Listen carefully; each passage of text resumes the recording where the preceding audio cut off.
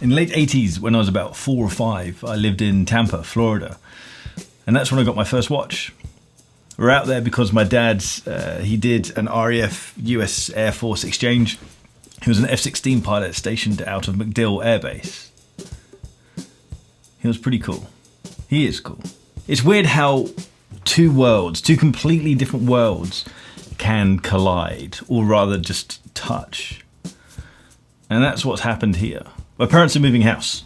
They're finding boxes, they're opening boxes that they haven't seen for decades. They found and sent me one of my most treasured pieces of clothing that I had when I was a kid. Oshkosh Bagosh won't mean much to the guys over here, but as a young American kid, this was my everything. I could be a cowboy, I could be a train driver. And of course, they found a whole stash of photographs from our time in Florida.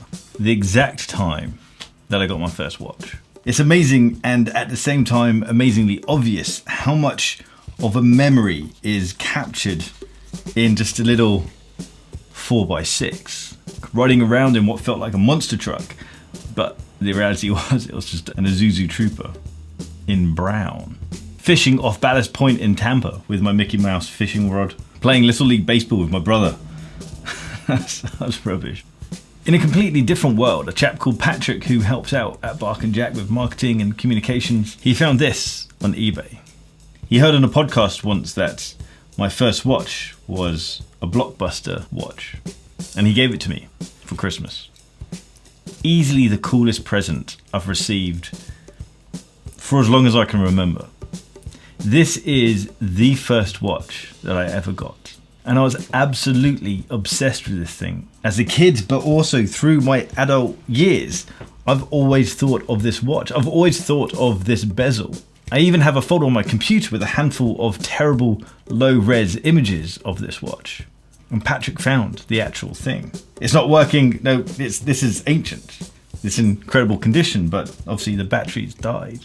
I do have a spare battery, so let's see if we can make it work. I distinctly remember getting this watch. It was me and my dad, and we went off to get a video from Blockbuster. And it was just one of those little promos on the till, just tat, rubbish. But it was one time that he actually agreed to buy that rubbish.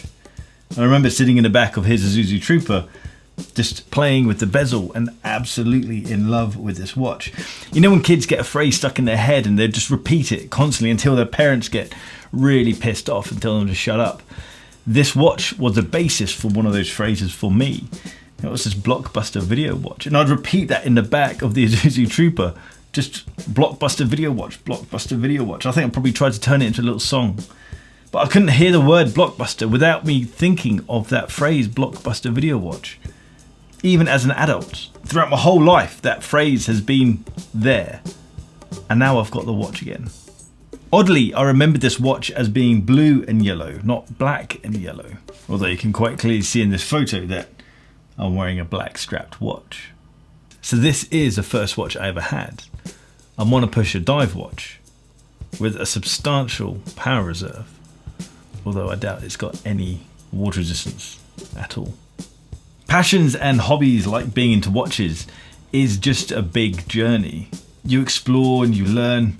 Since this watch, I've travelled the world, visited some of the best watch brands and interviewed some of the best watchmakers. And it all started with this watch. It's not even a fancy watch. But just like some of these photos, they're not fancy photos, but they are all memories. Great memories. And that's why this is such a great present. Thanks, Patrick.